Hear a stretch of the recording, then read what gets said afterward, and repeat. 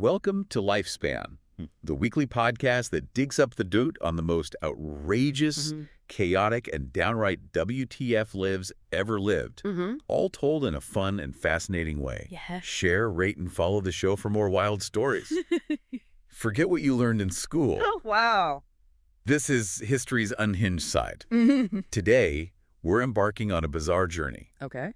into the life of Gaius Julius Caesar Germanicus, better known to history, Right. as Caligula. Yeah.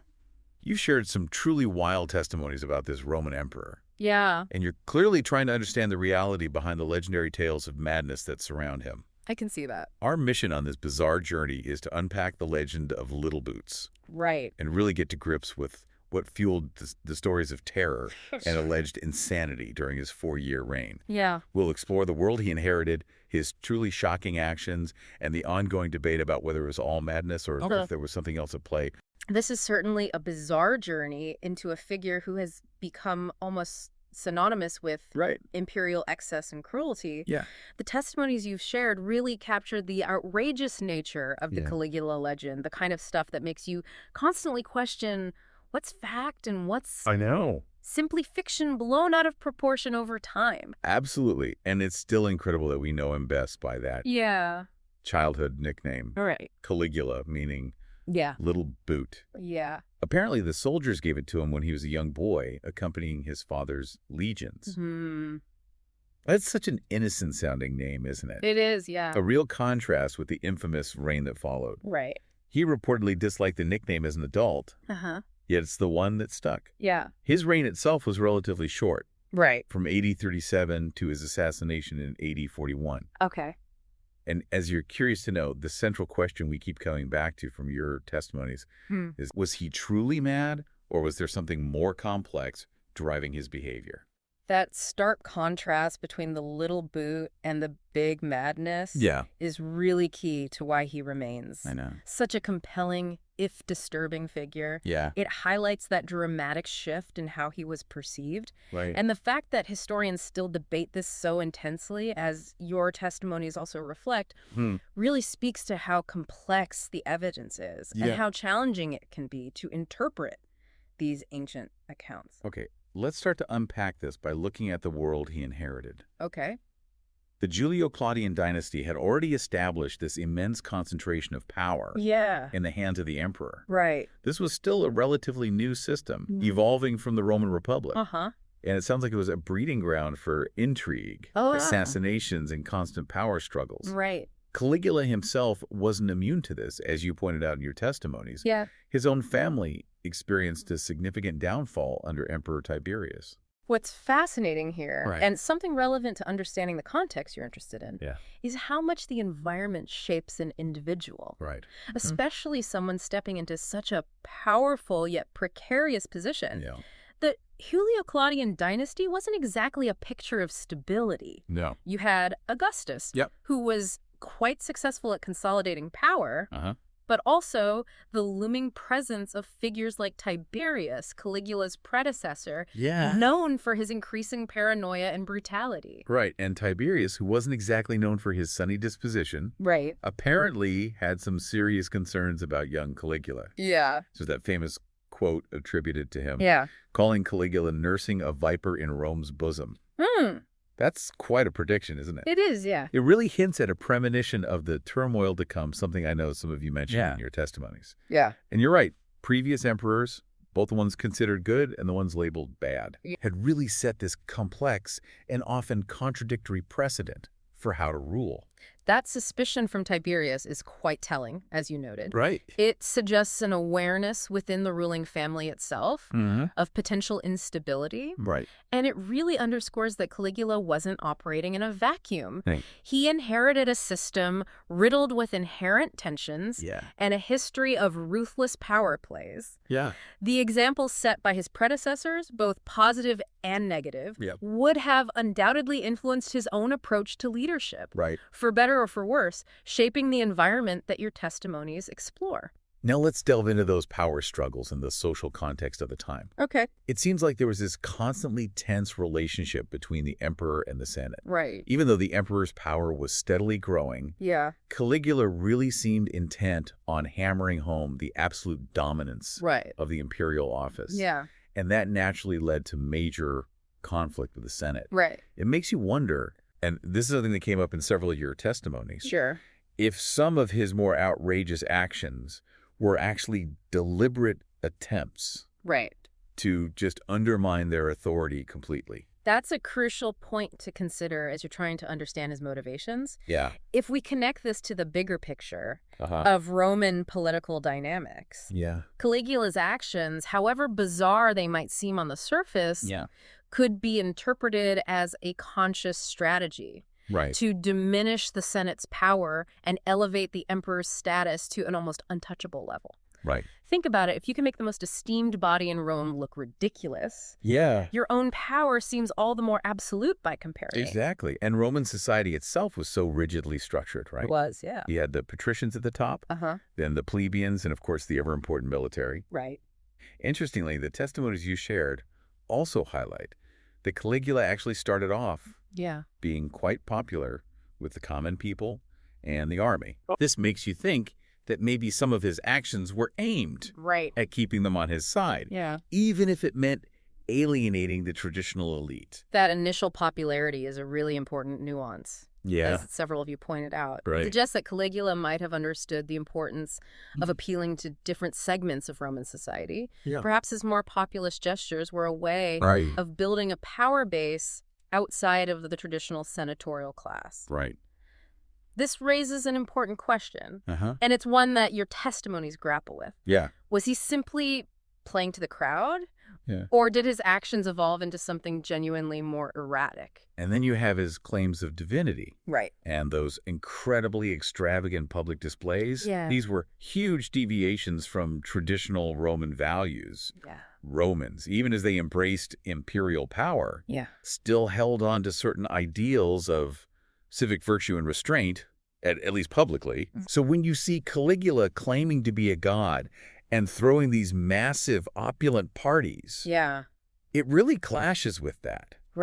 Looking at his actions through this lens within this specific social context that your testimonies explore helps us maybe tease apart what might have been calculated shock tactics from potential instability. Precisely. Roman society had certain expectations of its leaders, even autocratic ones. While power was increasingly centralized, there was still a sense of decorum and adherence to certain traditions. Caligula's flouting of these norms, particularly his divine claims, would have been deeply unsettling for many Romans, even those not in the immediate political opposition. It challenged the very foundations of their social and religious order, something that certainly comes through in the ancient accounts you've been looking at. It's even more jarring when you consider that Caligula's reign actually began with so much optimism after the rather gloomy final years of Tiberius. His initial policies, like ending treason trials and recalling exiles, were really popular. A point several of you emphasized, this dramatic shift, as the testimonies highlight, from this seemingly promising start to a reign of terror and excess, really begs the question of what on earth triggered this descent. That promising start makes the subsequent turn all the more perplexing and tragic. It suggests that something significant must have occurred to derail his initial path. Whether it was a gradual slide or a more sunny break is something historians continue to debate. And your testimonies reflect this uncertainty.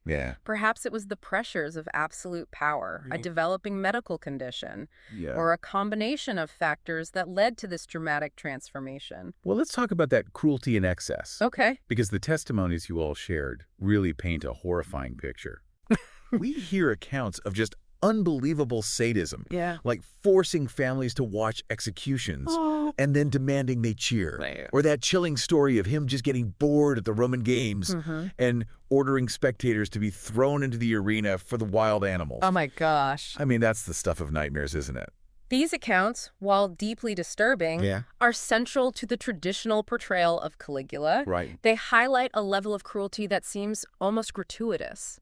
Yeah. What's fascinating here, and what I know many of you have been pondering in your testimonies, is trying to understand the motivation behind such acts. Yeah. Was it pure sadism? Yeah. A desire to instill absolute fear? Right. Or perhaps, as some have suggested, a manifestation of some form of mental derangement? And it wasn't just the common people who suffered. Right. He seemed to take particular delight in the public humiliation of the Roman elite, making senators run for miles in front of his chariot, for example.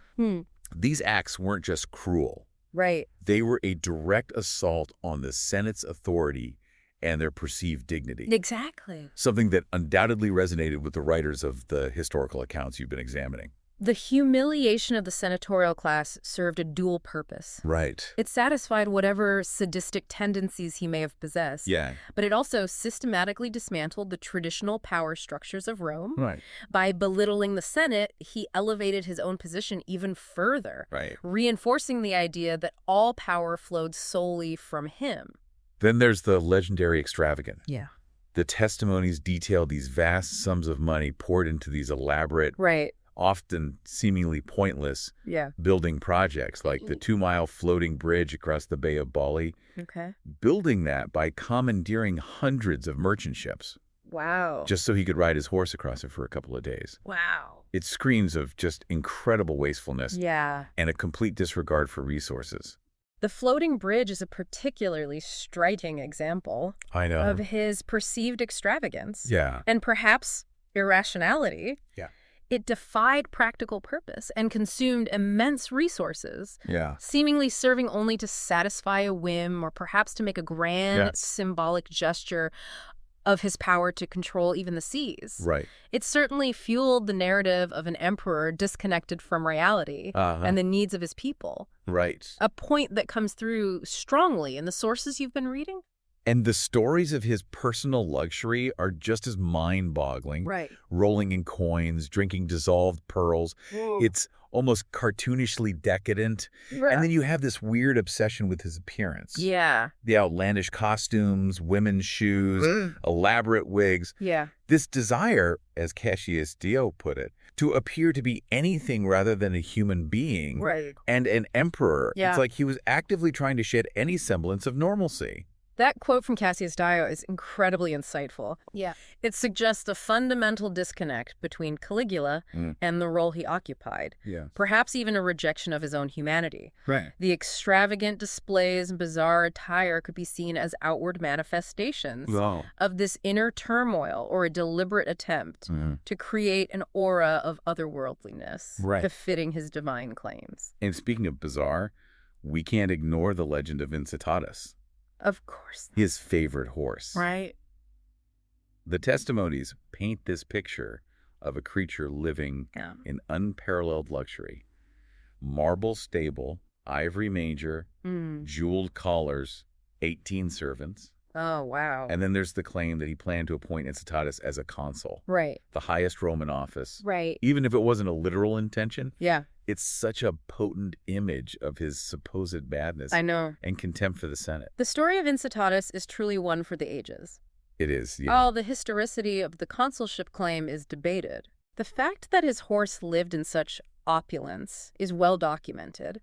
Whether it was a genuine sign of madness, a calculated insult to the Senate, or simply an eccentric indulgence, it certainly cemented Caligula's reputation for irrationality. And as you mentioned, Incitatus has taken on this allegorical life, representing political ineptitude in later culture, which is quite remarkable. Absolutely. Then you have the scandalous relationships. Particularly the rumors of incest with his sisters.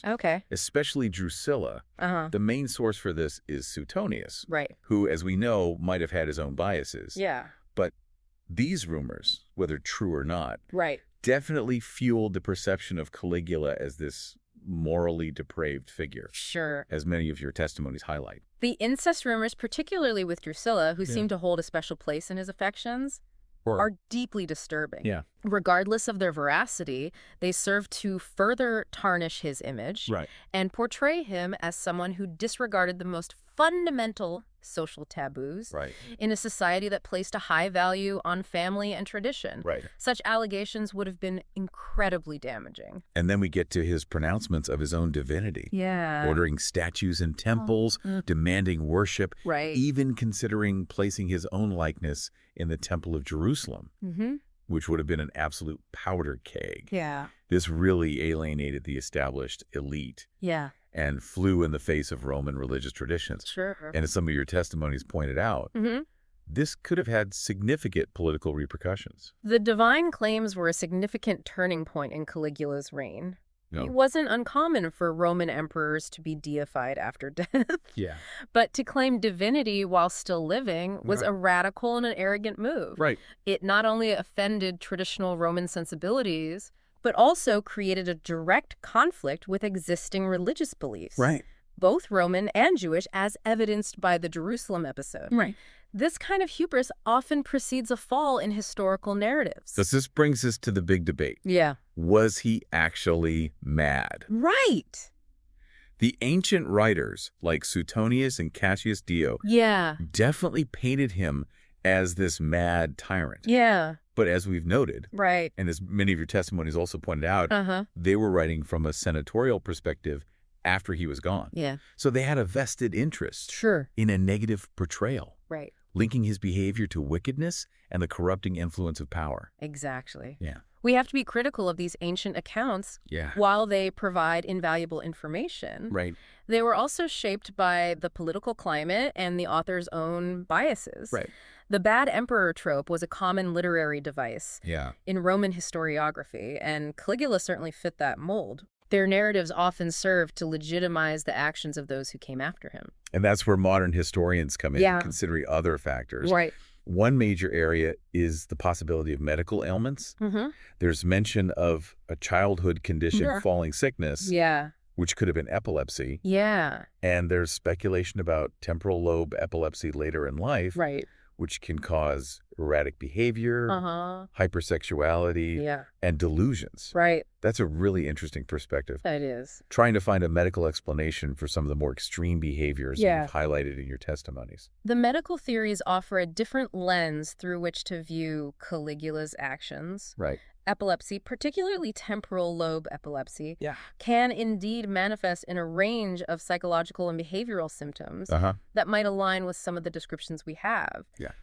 It's a reminder that historical figures were also subject to the same physical and mental health challenges as people today. Then there's the theory of lead poisoning. Right. Lead was everywhere in Roman society, in plumbing, cookware, even as a wine sweetener. Wow. Chronic lead exposure is known to cause all sorts of problems, including cognitive impairment, mood instability, and aggression. Right. It's a chilling thought that something so pervasive in their environment could have contributed to his state of mind, perhaps exacerbating any underlying conditions, as some of you have speculated. The lead poisoning theory is compelling. It is, because it provides a potential environmental factor that could have affected not just Caligula, but perhaps a wider segment of Roman society. Right. It's a reminder that historical events can be influenced by factors we might not immediately consider, like public health issues. And of course, we can't rule out other possibilities like encephalitis, hyperthyroidism, or just other forms of mental illness that we don't have specific diagnoses for. Based on the historical record. It's all very speculative, isn't it? It is. Without being able to conduct a modern medical evaluation, any diagnosis remains purely speculative. However, considering these possibilities allows for a more nuanced understanding of Caligula beyond the simple label of mad tyrant. Something that I know is a key interest for many of you. Based on your testimonies. But then swinging back the other way. Many historians argue that those seemingly irrational acts might have actually been calculated political maneuvering. The Incitatus story, for example, could have been a deliberate, outrageous insult to intimidate the Senate and just show them who was boss. And his divine claims could have been part of a strategy to establish this more absolute Hellenistic-style monarchy. This political calculation theory suggests a level of cunning and strategic thinking behind Caligula's actions. It posits that even the most bizarre behaviors might have had a political objective aimed at consolidating power and undermining opposition. Right. It forces us to consider whether he was truly out of touch with reality or simply operating under a different set of rules, one where shock and awe were key to maintaining control. And finally, we have to remember the role of those biased historical sources. Of course. And the whole bad emperor trope. Right. Ancient historians, as we said, often exaggerated the flaws of emperors they didn't like, or who threatened the senatorial order, and the practice of damnatio memoria. Right. Essentially a state-sponsored attempt to erase someone from public memory. Yeah. Further complicates things. It does. The image of Caligula we have today might be, to some extent, a caricature created by his political enemies. The impact of biased sources and damnatio memoria cannot be overstated. No, you can't. History is often written by the victors. Right. Or in this case, by the surviving political establishment. Right. This systematic erasure or distortion of Caligula's memory makes it incredibly difficult to get a truly objective picture of his reign. Yeah.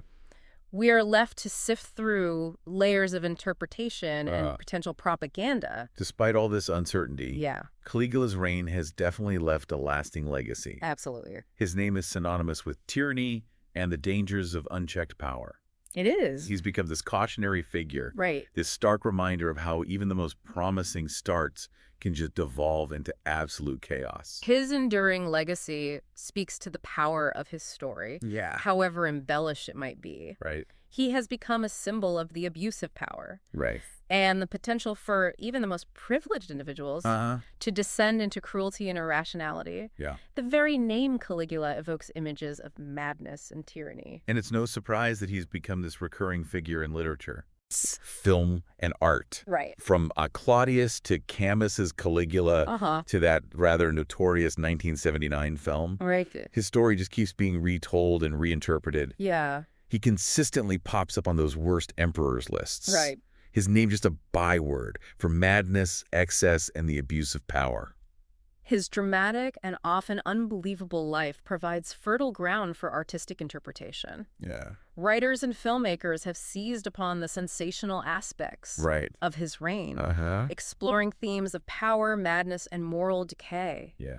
His continued presence in popular culture demonstrates a persistent fascination with this dark chapter of Roman history. Beyond the big stories. Yeah. The testimonies also reminded us of these lesser-known anecdotes to just add to the bizarre picture, like how exceptionally hairy he was. Apparently, mentioning goats in his presence was a capital offense. Oh, wow. Or him practicing terrifying facial expressions in a mirror. And the stories of him having conversations with Jupiter, even threatening to assault the god for bad weather during a performance. Wow. It all just reinforces this picture of a ruler completely untethered from reality. These smaller anecdotes, even if apocryphal, contribute to the overall image of a deeply eccentric and perhaps unhinged individual. Right. They paint a picture of someone increasingly detached from reality and social norms. Right. Someone operating by his own strange logic. And then there's the military campaign. Yeah. Where he just ordered his troops to collect seashells, calling it plundering the sea. Right. It's almost comical in its absurdity. It is, yeah. And those extravagant pleasure barges on Lake Nemi. Right. And then this active defiance against a prophecy. Yeah. Building that floating bridge. Yeah. And writing incitatus across it in Alexander the Great's breastplate. Oh, wow. It's like he was constantly trying to prove something. Yeah. Even if it was completely irrational. These acts of apparent folly could be interpreted in different ways. Right. Were they simply the whims of a madman? Yeah. Or were they deliberate attempts to shock and awe? Right. To demonstrate his power over nature itself? Right. The seashell incident, for instance, could be seen as a cynical commentary on the meaninglessness of military conquest in that moment. And the claim that he intended to have incitatus worshipped as a combination of all the gods. Right. It just keeps getting weirder and weirder. It does. And then there's the petty cruelty, like punishing a senator just for commemorating a victory of Mark Antony, even though Caligula himself claimed descent from Antony. Right. It's this mix of grandiosity and utter pettiness. That blend of grandiose ambition and petty vindictiveness is a recurring theme in the accounts of Caligula. It is. It suggests a deeply insecure individual masking his vulnerabilities with displays of extreme power and cruelty. And you mentioned that even the obelisk in St. Peter's Square has a Caligula connection. Right. He originally brought it to Rome. He did. It's amazing how these remnants of his time still exist. Yes. Even something as enduring as that obelisk serves as a tangible link to his reign. Right. A silent witness to the tumultuous events of his time. There are some really striking direct quotes that come down to us, too. Yeah. And some of you highlighted these in your testimonies. Right. Suetonius is chilling. Remember that I have the right to do anything to anybody. Really encapsulates that sense of absolute, unrestrained power. Yeah. And Cassius Dio's observation on his death, right, that he learned by actual experience that he was not a god, is darkly ironic. Yeah. Fellow of Alexandria noted that initial positive reception, right, which is such a contrast to what followed. Yeah. And Seneca the Younger even recounted Caligula threatening Jupiter. Right. It all just reinforces this picture of a ruler completely untethered from reality. These direct quotes offer powerful insights.